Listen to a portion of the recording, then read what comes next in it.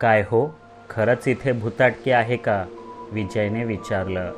ती एकाएकी थबकली. डोळे बंद करून तिने दोन्ही गालांवर थपडा मारल्या आणि मग म्हणाली, नाव घेऊ नका त्या भुताटकीचं. आज सकाळी पुन्हा एका मुलीला गिळलंय या झपाटलेल्या बेटानं. आमचं कुतूहल वाढलं.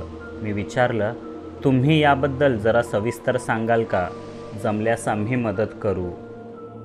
तुम्ही कोण आहात? तिने संशयाने विचारलं. मी चेतन घाणीकर आणि हे 9 घोस्टचे सदस्य, मी म्हटलं. हाय, मीच तो the world famous detective Sachin. Sachin घाईघाईने म्हणाला आणि पुन्हा त्याने तळलेल्या पापलेटावर लक्ष केंद्रित केलं. त्याचा लवकर फडशा पाडला नाही तर ते पुन्हा ताटातून टुनकन उडी मारून समुद्रात जाईल की काय अशी त्याला भीती असावी. 9 घोस्ट म्हणजे आपली दुनियादारीवाले? तरीच चेहरे ओळखीचे वाटत होते. आमच्या बेटावरही खूप चाहते आहेत तुमचे. पण सर, इथली भुताटकी फारच महाभयंकर आहे. तुम्ही जपूनच राहा, ती काळजी मिश्रित स्वरात म्हणाली. पण हे ऐकल्याबरोबर सचिनला ठसका लागला. त्याने पाण्याची बाटली तोंडाला लावली. आमच्या शेजारचं स्टूल ओढून ती बसली आणि सांगू लागली. आमच्याच कोळीवाड्यात राहणारी रश्मी सकाळी घरातून कॉलेजला निघाली, ती परतलीच नाही. घरच्यांनी मैत्रिणींना विचारलं तर ती आज कॉलेजला गेलीच नव्हती असं म्हणतात. सकाळी सर्व पोरी देवबागच्या कॉलेजात जाण्यासाठी बंदरावर एकत्र भेटतात. मग फेरीने पुढे जातात. संध्याकाळी एकत्रच येतात. पण रश्मी काल बंदरावरही गेली नव्हती. मग गेली कुठे ती? सकाळ सकाळी दर्यातून म्हावरं घेऊन येणाऱ्या कोळ्यांनी एका मुलीला जुन्या बंदराच्या दिशेने जाताना पाहिलं होतं. त्यावेळी त्या कोळ्यांची होडकी किनाऱ्याला लागली नव्हती. नाहीतर त्यांनी तिला अडवलंही असतं. पण ती रानात दिसेनाशी झाली. जुन्या बंदराकडे जाणं म्हणजे वाळीत टाकलेल्या बेटाच्या झपाटलेल्या भागाकडे जाणं. ती पायवाट किर्र रानातून जाते. कॉलेज सोडून सकाळ सकाळी तिचं अशा आडवळणी ठिकाणी काय काम निघालं असेल तुम्हीच सांगा. आम्हाला तर्क करण्यासाठी फक्त 3-4 सेकंदांचाच अवधी देऊन तीच पुढे म्हणाली. नाही ना सांगता येत. असंच होतं बघा. ध्यानीमनी नसताना अचानक हे शापित बेट कोणालाही साथ देतं, आपल्याकडे बोलावून घेतं. माणूस झपाटल्यासारखा त्या शापित रानटी भागात निघून जातो. मग पुन्हा कधीच परत येत नाही. रश्मीचंही तसंच झालं असणार. मागच्या 10 वर्षांपासून हे असंच चाललंय. गावातल्या शेकडो जणांना बेटातल्या त्या शापित भागाने गिळलंय. आता तर कोणी फिरकतही नाही त्या भागात. पण ज्याची वेळ येते तो स्वतःहूनच चालत जातो, बेपत्ता होतो. कितीही शोधाशोध केली तरी सापडत नाही. पोलिसांनी 2-3 वेळा सशस्त्र पथक तयार करून शोधमोहीम हाती घेतली. पण किर्र झाडी, खारफुटीचं जंगल, दलदल यांमुळे फार आतवर शिरू शकले नाहीत. वेगवेगळे झाल्यावर कुठल्या तरी अज्ञात श्वापदाने त्यांच्यावर हल्ला करायला सुरुवात केली. जीव मुठीत घेऊन ते पळाले. 1-2 जण ठार झाले. बरेच जखमीही झाले. जे मागे राहिले ते परतलेच नाहीत. मग गावकऱ्यांनी बेटाचा तो भाग निषिद्ध केला. वाटा काट्याकुट्यांनी कायमच्या बंद केल्या. पण त्यामुळे तिथलं रान आता इतकं माजलंय की वाघालाही पाय टाकायची भीती वाटावी. हे ऐकताच सचिनला दुसरा ठसका लागला. आमच्याकडे रागारागाने पाहत त्याने पाण्याची बाटली रिकामी केली. मला अजून बरंच काही विचारायचं होतं, पण जेवण थंड झालं होतं आणि तिचीही गिऱ्हाईकं ताटकळत होती. म्हणून तिने निरोप घेतला. जेवण झाल्यावर आम्ही बिल चुकतं करून निघालो. किनारा मागे टाकून पायवाटेवर चालू लागलो. पुढे डावे उजवे वळण लागले. डावीकडची पायवाट काट्याकुट्यांनी झुडपांनी बंद करून टाकली होती. म्हणजे हीच वाट बेटाच्या त्या झपाटलेल्या दुसऱ्या भागाकडे जात असणार. काय वाटतं रे तुला? खरंच इथे भुताटकी असेल? मंगेशने विचारलं. इतक्यात काही सांगता येत नाही. अजून चौकशी करावी लागेल. उद्या रश्मीच्या मैत्रिणींना भेटता आलं तर बघूया, मी म्हटलं. सकाळची पहिली फेरीबोट देवबागला किती वाजता निघते हे हॉटेल मॅनेजरला विचारा. मी उद्या निघतोय, सचिनने ढेकर देत जाहीर केलं. का रे, टरकली? आणि म्हणे वर्ल्ड फेमस डिटेक्टिव्ह. मंगेशने टोमणा मारला. टरकली नाही. मला एक काम आहे महत्त्वाचं. सचिन शांत राहण्याचा प्रयत्न करत म्हणाला. काम आहे? मग आलासच कशाला तू, पापलेट खायला? मंगेश भडकला. बाकीचे 5 जण राहिलेच ना मुंबईत काम आहे म्हणून. मलाही तोच ऑप्शन पाहिजे. सचिन चिडला. अरे त्यांना यायलाच जमलं नाही. ते तुझ्यासारखे भिवून पळून गेलेले नाहीत. मंगेशने युक्तिवाद केला. हो भीतो मी. सगळेच भीतात भूतांना. औरंगाबादला अरुंधतीने दिलेला धोका अजून विसरलेलो नाही मी. आरशात पाहिलं की भीतीच वाटते. अचानक इब्लीस बाहेर येऊन माझा गळा आवळतो की काय याची. आणि इथे तर पूर्ण बेटच झपाटलेलं आहे रे. त्यात सध्या माझी 7:30 चालली आहे. काहीतरी अपशकुनी घडायच्या आत मला इथून पळून जाऊ दे. सचिनने शरणागती पत्करली.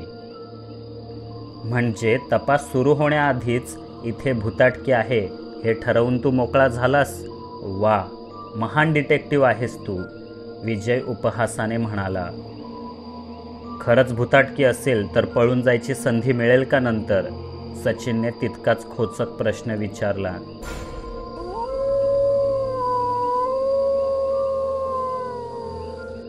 मंगेश यावर काही बोलणार एवढ्यात पलीकडच्या रानातून एक भयंकर आवाज ऐकू आला.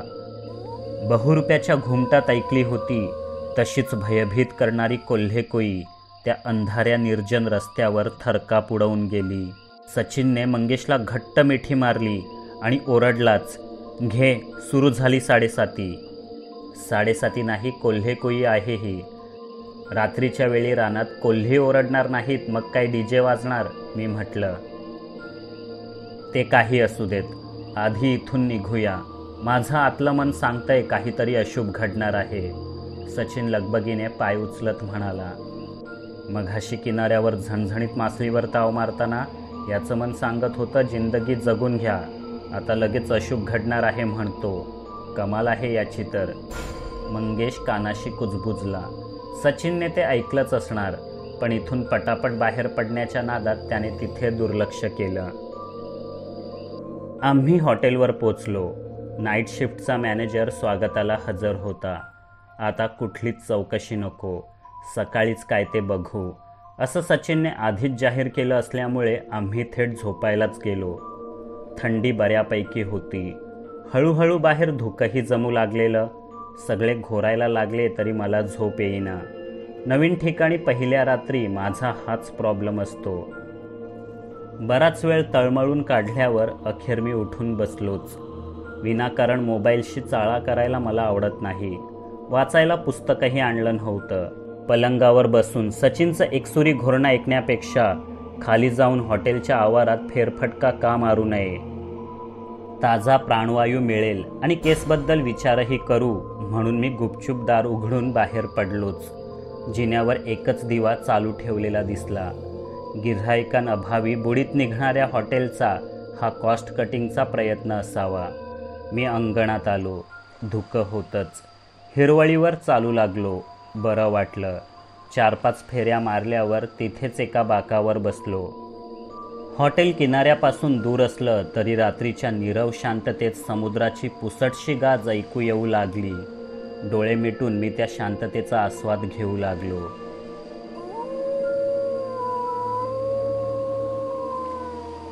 इतक्यात पुन्हा तशीच कोल्हेकोई ऐकू आली, पण यावेळी फार दुरून.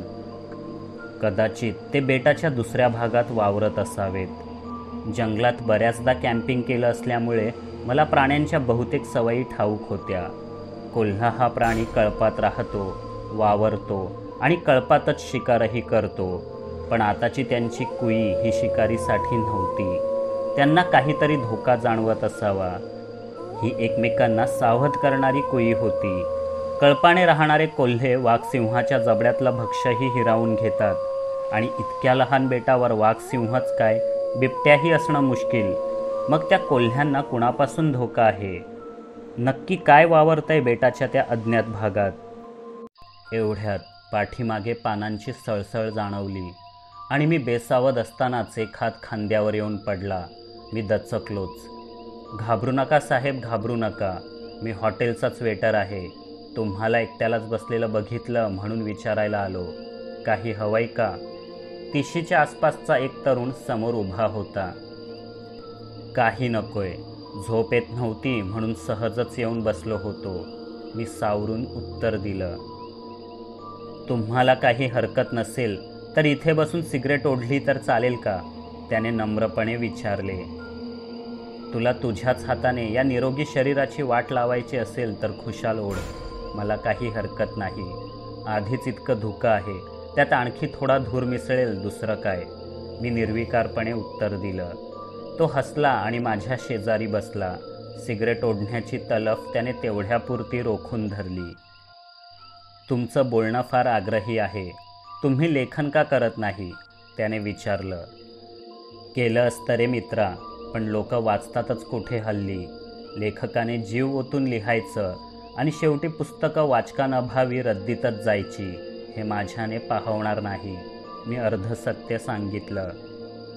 तेही खरंच, साहित्याला काहीच किंमत राहिलेली नाही. नको नको त्या बिंडोक गोष्टी पाहण्यात लोक तासनतास घालवतील. रिचार्ज आणि वायफायसाठी हजारो रुपये खर्च करतील, पण चांगली पुस्तकं वाचणार नाहीत. मलाही कॉलेजात असताना कवितेचा छंद होता. काही नाटकात कामही केली, पण आता बघा काय करतोय. ज्या पगारात धड घरही चालत नाही त्या पगारासाठी इथे 10-10 तास राबतोय. वेटरपासून धुण्या भांड्यांपर्यंत सगळी कामं करून घेतात. प्रत्येक कामासाठी वेगळा नोकर ठेवणं यांना परवडत नाही. ही हॉटेलही किती दिवस चालतील कुणास ठाऊक. हेही काम गेलं तर पुढे अंधारच आहे सगळा, तो दिव्याच्या प्रकाशाकडे टक लावून पाहत म्हणाला.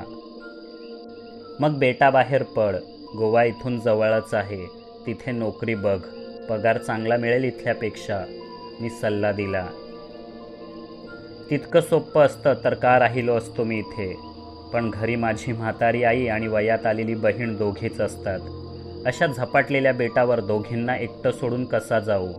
इथे कुणासोबत कधी काय घडेल याची शाश्वती नाही. दुसरीकडे जाऊन राहावं इतका पैसाही नाही. बहिणीने मागच्याच वर्षी BA पूर्ण केलं. आता किनाऱ्यावर पर्यटकांना मासळीचं जेवण पुरवते. दोघं मिळून घर चालवतो. तिच्या लग्नासाठी बचतही करतो. एकदा ती लग्न करून बेटाबाहेर गेली की मीही आईला घेऊन भाड्याने कुठेतरी राहीन, पण हे बेट नको आता, त्याने सहजपणे आपल्याबद्दल सांगून टाकलं. आज संध्याकाळी ज्या तरुणीकडून आम्ही जेवण घेतलं कदाचित तीच याची बहीण असावी. या बेटाला हे लोक इतके का कंटाळलेत हे तिच्या तोंडून विस्तृतपणे ऐकलं होतंच. लगेचच मला काहीतरी सुचलं आणि मोबाईल बाहेर काढला. राजेशच्या मॅनेजरचा फोटो त्या तरुणाला दाखवत म्हटलं, याला पाहिलं होतं का तुम्ही इथे? त्याने फोटो नीट पाहिला, मग मान हलवत म्हणाला, नाही पाहिलं साहेब, मला इथे कामाला लागून 15 दिवसच झालेत. याआधी मी एका मासेमारी ट्रॉलरवर काम करायचो. पण त्या रात्री ट्रॉलर बेटाच्या दुसऱ्या किनाऱ्यावर उभा असताना मी जे पाहिलं त्याने माझी झोपच उडवली आहे. का? काय पाहिलंस असं? मी उत्सुकतेने विचारलं. सांगावं की नाही अशा द्विधा अवस्थेत सापडून त्याने थोडा वेळ घालवला. मग निश्चय करून म्हणाला, त्या दिवशी बोटीवर असलेल्या महेशनं आणि मी जे आकृत पाहिलं ते कुणालाच सांगायचं नाही असं ठरवलं होतं. कारण एकतर कुणी विश्वासच ठेवणार नाही आणि ठेवलाच तर बेटावर घबराट पसरेल. पण तुम्ही ही गोष्ट कुणाला सांगणारे वाटत नाही आणि 4-2 दिवसात आपल्या घरी निघूनही जाल, म्हणून तुम्हाला सांगतो. आणि मग हॉटेलच्या दाराकडे एक नजर टाकून तो बोलू लागला. त्या रात्री उशिरापर्यंत दर्यावर खूप काम केलं. ठिकठिकाणी जाळी लावली, खेकड्यांचे पिंजरे पाडले, मग बोटीची सफाई करायला घेतली. बोटींवर सफाईचं काम नवख्या खलाशांनाच करावं लागतं. मी आणि महेश चांदण्या रात्री समुद्राचा गार वारा झेलत सफाई करत होतो. बाकीचे झोपायला गेले. उशीर झाला म्हणून ट्रॉलर नेहमीच्या ठिकाणी न नांगरता बेटाच्या मागच्या बाजूला खोल पाण्यात उभा केला होता. जी काही भुताटकी असेल ती बेटावर, समुद्रात काही धोका नाही असंच वाटायचं. समुद्रही त्या दिवशी शांतच होता. पण मध्यरात्रीनंतर उधाणाला सुरुवात झाली. गहिरं धुकंही दाटून आलं. दूर देवबागच्या किनाऱ्यावर असलेल्या लाईट हाऊसमधल्या दिव्याशिवाय काहीच दिसेना. मग आम्ही काय काम करणार? म्हणून सफाईचं काम तसंच सोडून झोपायला खाली जाणार. एवढ्यात जवळच कुठून तरी बोटीच्या इंजिनाचा आवाज ऐकू येऊ लागला. डोळे फाडफाडून आम्ही समुद्रात पाहू लागलो. धुक्यामुळे वाट चुकलेली एखादी बोटच आमच्या ट्रेलरवर येऊन धडकते की काय असं वाटलं. आधी काहीच दिसलं नाही, पण डोळे सरावल्यावर जे दिसलं ते भयानकच होतं. आमच्या ट्रॉलरपासून अवघ्या 100 मीटरवर एक जुनं जहाज उभं होतं. इतिहासातून परतलेलं मध्ययुगीन जुन्या जहाजासारखं. त्याची शिडे भूतासारखी हलत होती. पूर्ण जहाजावर कुठेच दिवा नव्हता आणि ठिकठिकाणी मुडद्यासारखे खलाशी निश्चल उभे असलेले.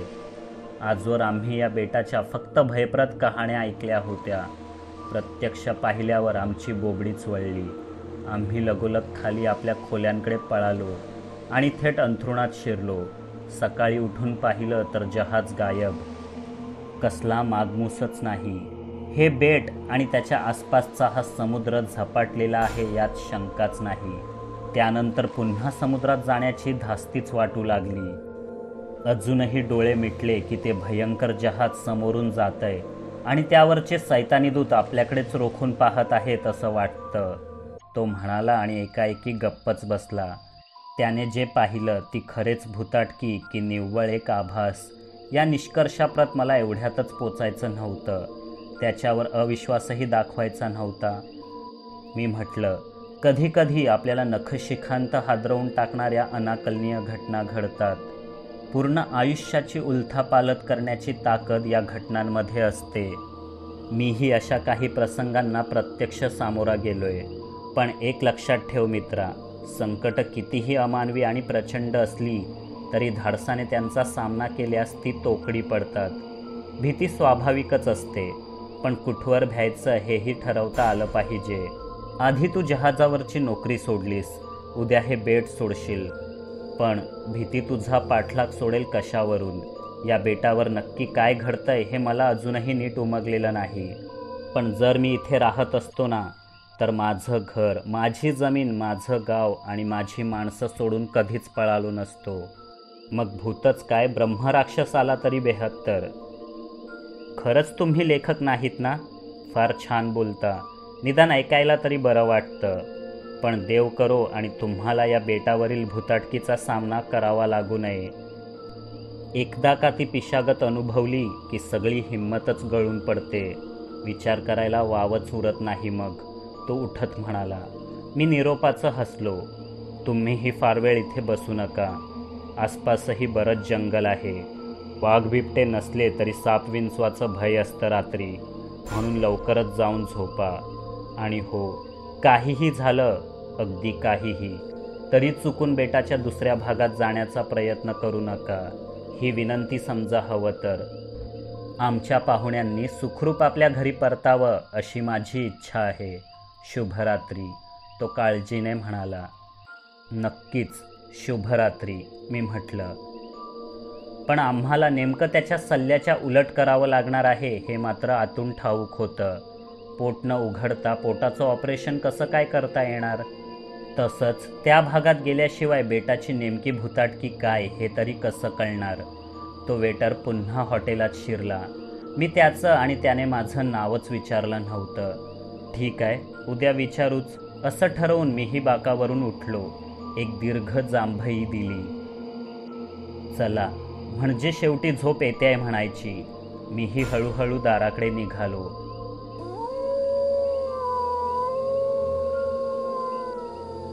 एवढ्यात पुन्हा एकदा तशीच भयंकर कोल्हेकुई ऐकू आली.